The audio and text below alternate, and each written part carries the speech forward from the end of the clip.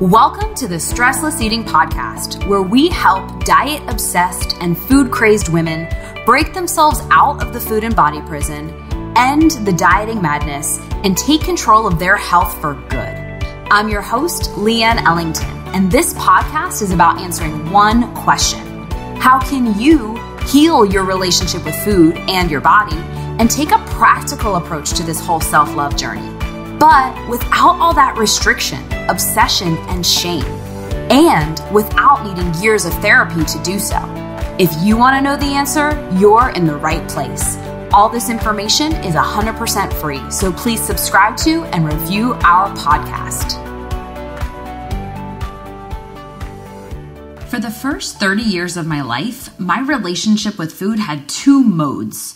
There was either on mode or off mode. Like there was no middle ground for me. I was either walking around day in, day out as my inner food police, like micromanaging every morsel of food that I ate or thought about eating, controlling myself, restricting myself, punishing myself, and persuading myself not to eat certain things because I thought they were bad or unhealthy, like obsession, harsh judgments about myself, all that shame, blame, guilt, comparison, perfectionism.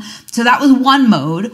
Or it was kind of like my inner rebel, like my inner glutton, carefree abandonment, eating whatever I could get my hands on, gluttonously overstuffing myself, binging on the weekends, just utter lack of care of my body, like what I ate, how I moved, and just my health in general. But also feeling like I had to kind of get it all in over the weekend before I went back into inner police mode on Monday.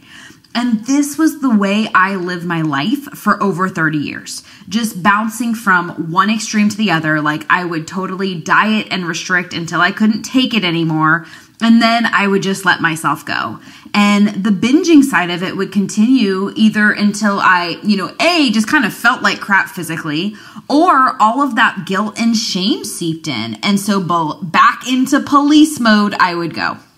There was no middle ground, just only two ends of the same switch. I was either on or I was off. And this caused me to live on that up and down, all or nothing results roller coaster that I'm always talking about. And it is a prison. And at this point in my life, I didn't have a clue how to escape from it. Not to mention that the world was just throwing more diets at me, like more on and off switches, more of that definition of insanity. And so the day came that I hit my enough is enough point. And I realized like if I didn't change my strategy and change the stories around food that my body, that were keeping me and my body stuck, like this is how it would always be. And to be honest, that scared the crap out of me. And that is when I knew I had to set out to change it, because I was sick of all the dieting and restricting and constantly playing food police. And I was sick of all the judging and shaming and emotion that came alongside food. And I was sick of hating what I had to do or who I had to be or how I had to feel to diet and restrict and stick, get that body that I thought I wanted. Like, it was exhausting, and I was the opposite of free. And so if you are still stuck on that on again, off again roller coaster with food or your body or your emotions, I am here to tell you there is a better way, and you don't have to live like this. But also, just full transparency, you'll never earn back your freedom if you're living in a world of control, especially around food, because dieting is simply a form of control. It's not freedom, and control is actually the opposite of freedom.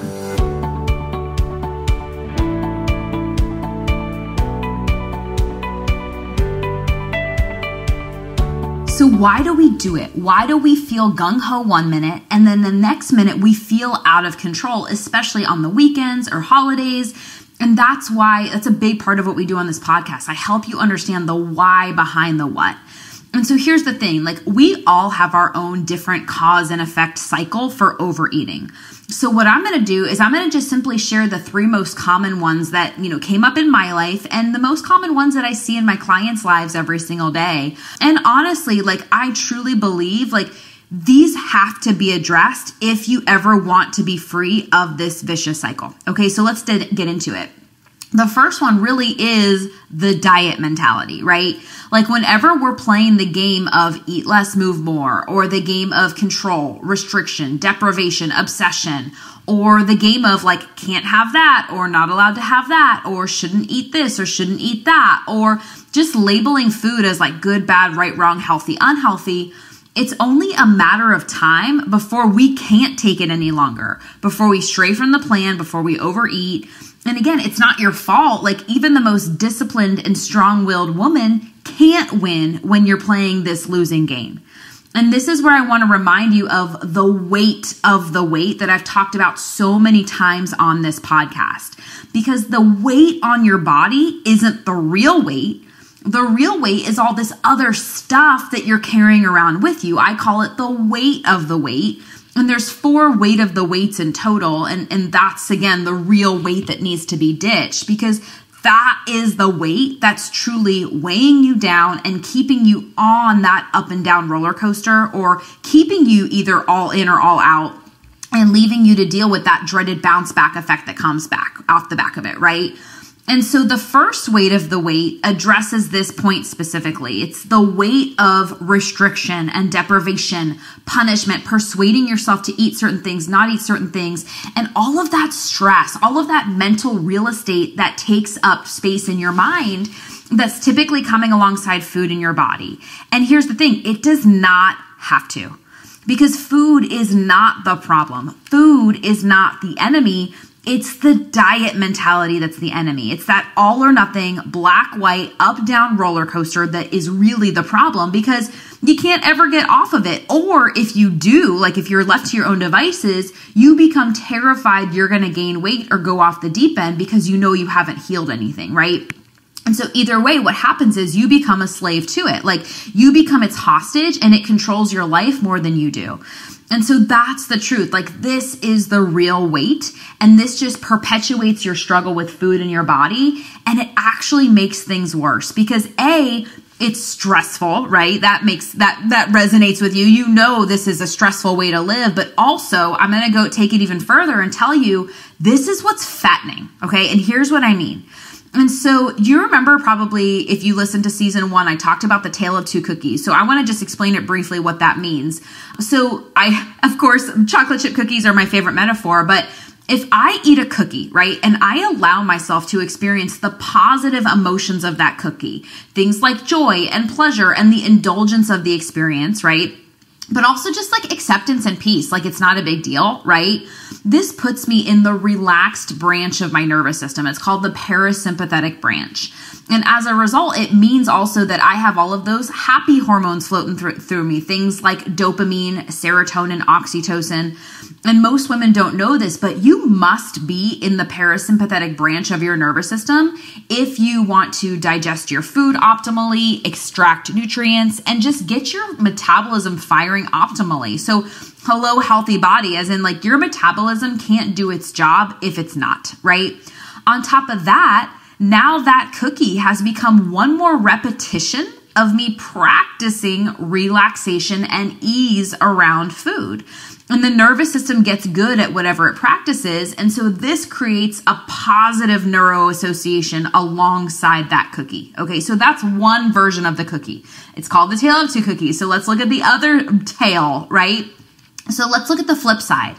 If I eat a cookie and I'm feeling guilty because I think it's bad, or I'm feeling shame because I feel like I'm doing something wrong, or I'm simply eliciting any other negative emotion, this puts me in the stressed branch of my nervous system. It's called the sympathetic branch, the fight or flight branch. And so this experience of the cookie also means that I have all those stress hormones floating through me, things like cortisol, adrenaline, epinephrine. And again, when you're in this branch of your nervous system, your brain, your nervous system, it's not able to do its job. It's not able to digest your food optimally, extract nutrients, and just get your metabolism firing optimally. So hello, sluggish metabolism, even while eating the same things. Or if you've been around somebody and you're like, how do they eat whatever they want, but they don't gain weight, right? Because when your brain thinks you're running from a saber-toothed tiger, it's like it can't tell the difference between a real and an imagined experience. So if you're stressing around food, it's putting it in that stress category, right? On top of that, now that cookie has become one more repetition of me practicing stress and unease around food. And again, the nervous system gets good at whatever it practices, and in turn, it creates those negative neuro associations alongside that cookie. Now, this isn't just the case when it comes to food. Who you're being and how you're feeling and your thoughts about food are what makes the biggest difference. And this is before, during, and after any action. And again, it's not just food, it's anything, because how you feel matters, right? When you feel stress or guilt or overwhelm or just generally feel like crap, your brain elicits that threat or stress response. But your body also has a relaxation response that cascades when you simply feel good or at peace or at ease during any experience, right? So again, it's not the food that's the problem. We just saw the same cookie, right? Same cookie, two different experiences. It's your thoughts about the food that are causing so much of the effects or the symptoms that you're dealing with, right? And that includes either like gaining weight or not being able to lose it, right? It's a brain and nervous system problem, not a food problem, right? But here's another reason that trying to restrict and control food and like the diet mentality in general is the problem. Because if I told you not to think about the color blue, like don't think about blue paint, a blue sky, just don't think about the color blue, period. We as humans, especially women, if we're told that we can't have or do or consume something, it's all we think about. Like we want it even more. We think about it even more. And every woman that I've ever met that struggles with overeating or emotional eating, she's so sick of thinking about food. And I have a feeling you are too. That's why you're here, because the dieting mentality, it's just so exhausting, right? But when you're part of that all or nothing, black or white, on off mindset, it forces you to think about and obsess over food, and that is no way to live. But also, that's why weekends probably feel like there's such a trigger to you, because there's only so much willpower at your disposal after a week of trying to, air quotes, be good or abstain from your favorite foods or just feel hungry all the time, right? And so that's really a big piece of this. But if you're not already sold on this idea, here's one more reason that trying to restrict and control food and the diet mentality in general is the problem. And honestly, it's probably the only reason that matters, right? And that reason is it doesn't actually work. It's not solving the problem. It's probably making it worse. That's why you're here listening to this podcast. And so here's why this is happening, okay? Your brain, it is a pattern making machine, and it gets good at whatever it practices, right? And so skills, they're supposed to get easier the more you practice them. So if I'm learning Spanish, like the more I speak it, the better at it I'm supposed to get. Or if I'm learning how to play the ukulele, like I'm supposed to get better at it the more I practice it, right? But then why with weight loss and dieting do we get worse at it the more we practice it? We never get good at it, right? And here's why. Well, let me just actually reiterate, diets actually get harder the more we practice them, right? But the reason that happens is because they are working against your brain and nervous system, as we saw in the Tale of Two Cookies, right? Your brain knows like, hey, I don't have to remember that. She's not going to be doing it very long. I'm not going to actually move it from the short-term part of my brain to the long-term part of my brain, which is, yes, another thing that most women don't know. We have two different parts of the brain that are responsible for short-term habits and long-term habits. And you've got to make sure that what you're doing gets moved over to the long-term habit part of the brain. And that's why most women are never healing it, because they're doing things that never essentially move over to that long-term habit forever, just have it forever kind of brain, right? That's my, are you smarter than a fifth grader science version of that? It's a little bit more complex than that. But really, that's how I describe it to my clients. There's two parts of the brain that are responsible for habits. And so, even though control and restriction and punishment and persuasion can be used as powerful tools if you use them strategically, for most women, they've become massive weapons of internal resistance. And that's because, controlling yourself, like micromanaging your food intake and obsessing, or restricting, like depriving yourself, trying to eliminate entire food groups or carbs or sugar or whatever it is, right?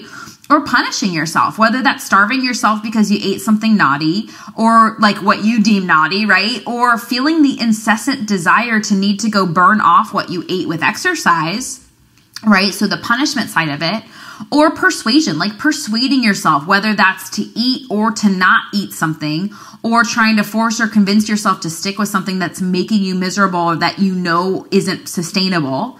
Those are the opposite of freedom. And this is what perpetuates the self-sabotage, the emotional eating, that all or nothing mentality, especially during the weekends, holidays, evenings on the couch, whenever you're most susceptible to overeating or feeling like a self-sabotager. And so that is that's the first reason, and really the main reason. Like, it all stems from there. But there are a couple of other factors that I want to talk about that come into play. So let's take a look at those as well.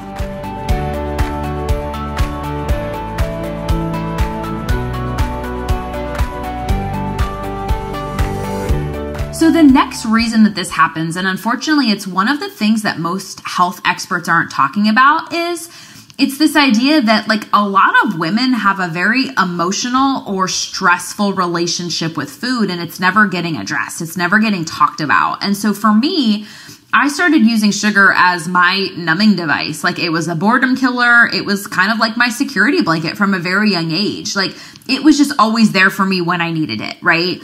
And then as an adult, I just brought that relationship with food with me. Only food, sometimes now it became like my boyfriend when I was lonely, or my source of relaxation when I had a hard day or felt stressed, and my comfort when I didn't feel like doing something or I was procrastinating, or maybe my comfort when I just didn't want to feel what I was feeling, like all of my emotions, right? Like, I wasn't emotionally available to myself. And so when you have an emotional relationship with food, it doesn't matter what logical plan you have about what you're going to eat, because your emotions will eventually win. And so, you can motivate or persuade yourself not to eat certain things, but until you unwire that emotional relationship with food that's occurring in your brain, and then you go fire and wire a new relationship with food, emotions will always win out in the long run, right? They're always going to beat it in the long run, because again, there's nothing, this isn't your fault. Like, there's nothing wrong with you if you do have an emotional relationship with food. This isn't one of those things where it's like, oh my gosh, now let's move into shaming yourself because you have this emotional relationship with food. Like, I learned it too, and it got fired and wired for me too. It's not your fault. It's a brain thing. It's just a connection that got created somewhere along the way that can be rewired at any time. Like, you're never too young or too old or lost or forgone to create that brain change, but you do have to go unwire and rewire it, because again, this is the real weight. It's the weight of the weight.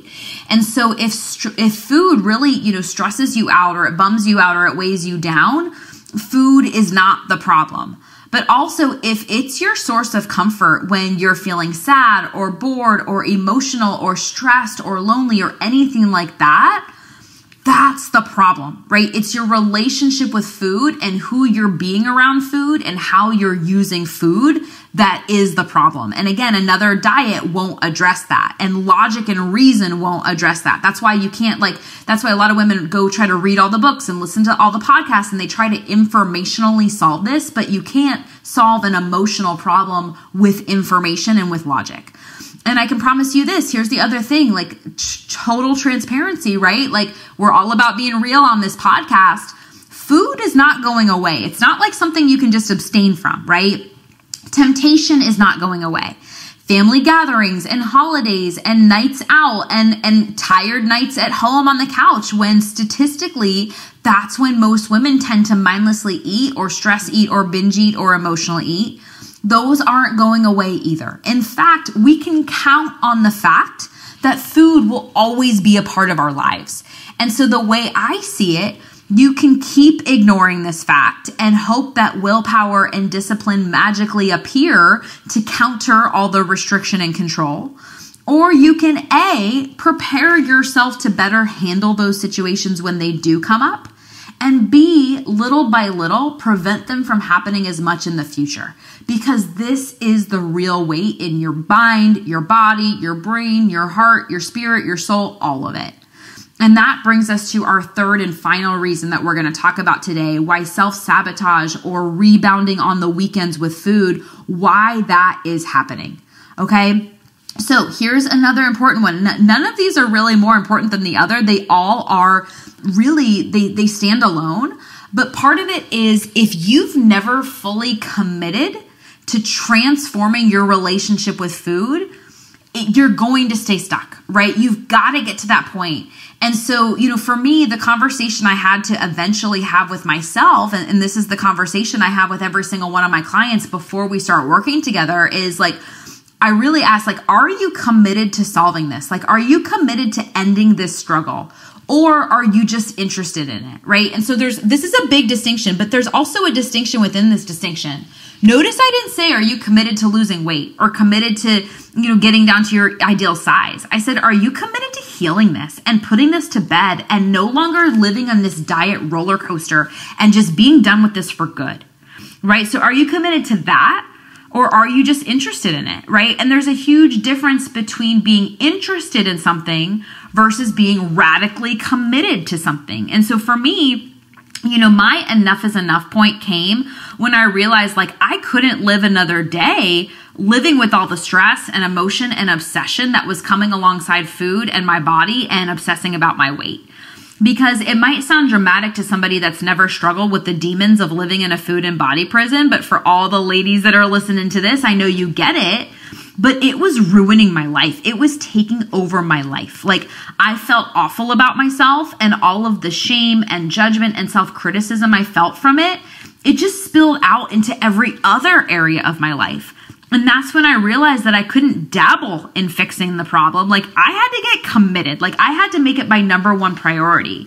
As in like my internal dialogue had to shift from like I want to or I'd like to I'm doing this. Like I'm friggin' gonna address my struggles with food once and for all, learn a way of eating and learn a way of being that I can actually live with like easily and happily and release myself from this prison that I've been living in for 30 years. It's when, the conversations finally started shifting from it's not a matter of if, it's a matter of when, because this is happening.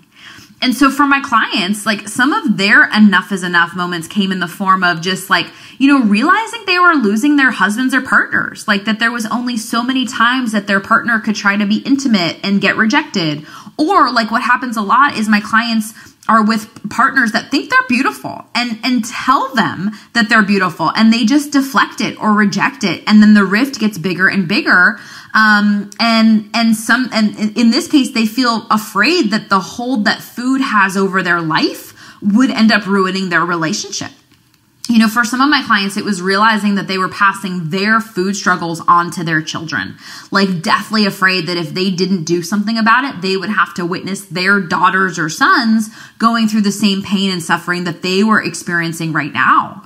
Some of my clients just realized it was a logical realization too that went with the emotion, like realizing how much money they were spending trying to fix the problem with diets and gym memberships, or how much they were spending on food. Like a lot of people don't realize it, but the average dieter throws away $4,000 a year in groceries for things that they bought for their diets but didn't end up using.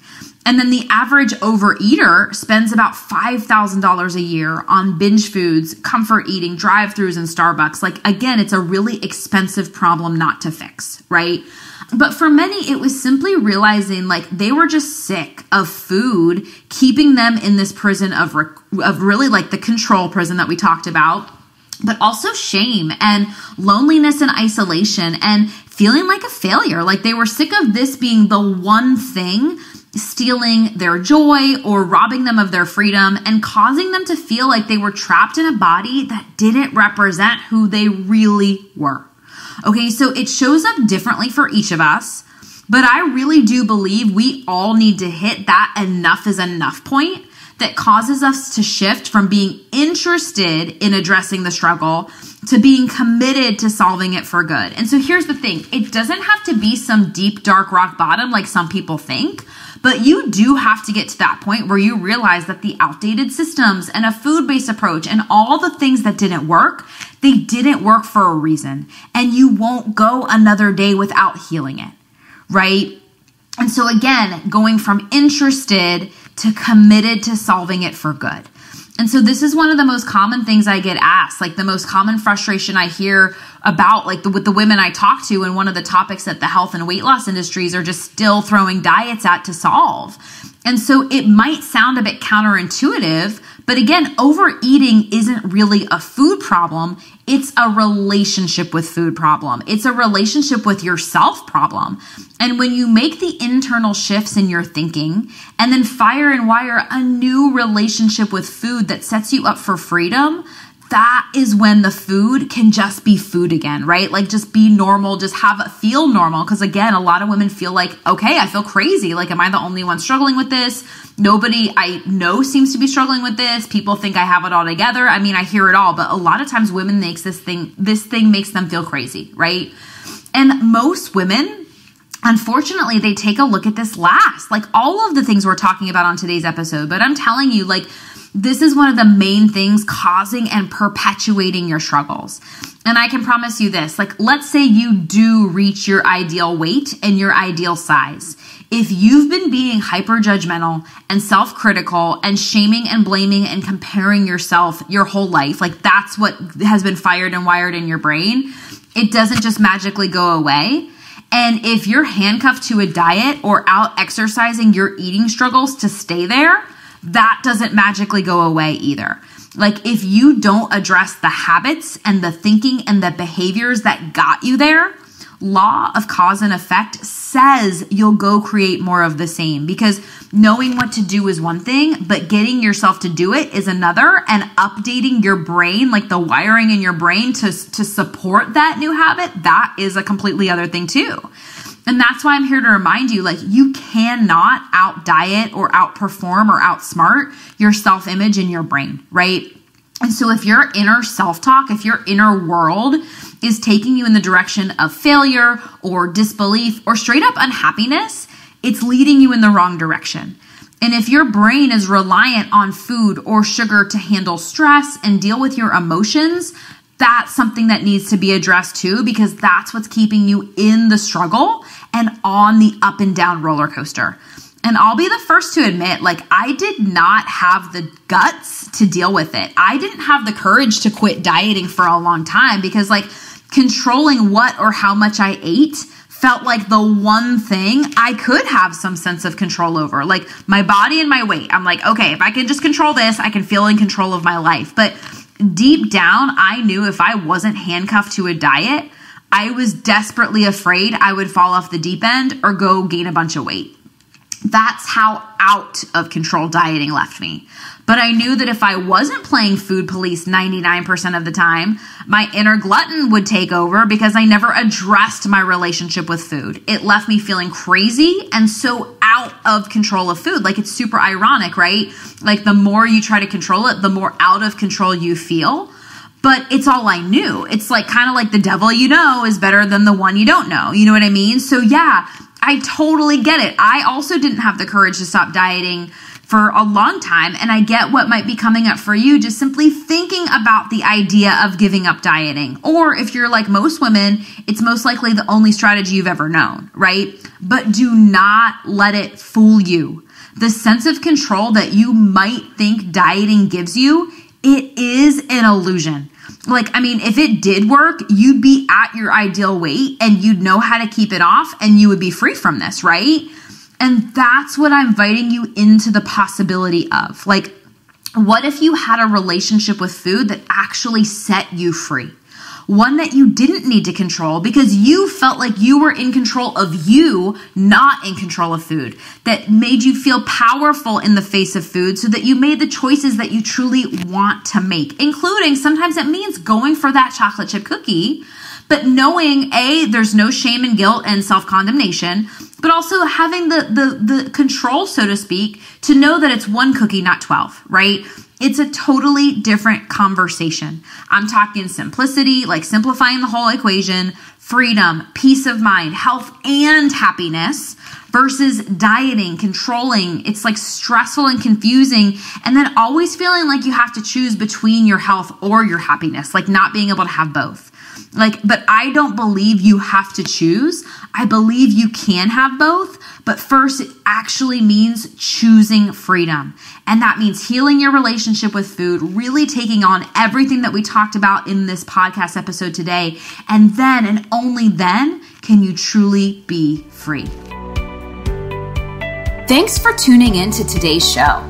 If you like what you heard and you're interested in breaking out of your own food, body, and diet prison, here's what I want you to do next. Head on over to stresslesseating.com.